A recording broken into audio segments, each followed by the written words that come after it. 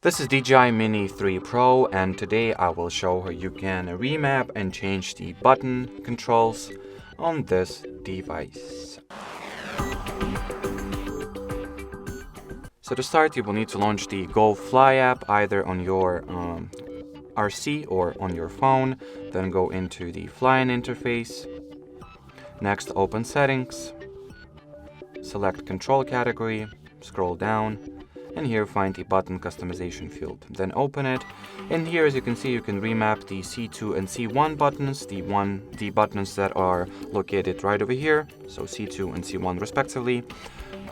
You can assign all those functions as you please. So I will assign C1 button to open camera settings and C2 button for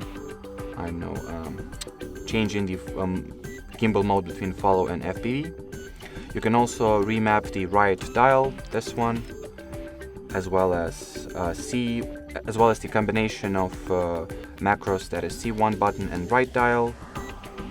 And you can also remap the C2 plus right dial combination as well. And on top here, you can also reset the button customizations. So that will be it for this video. Thanks for watching, and bye bye.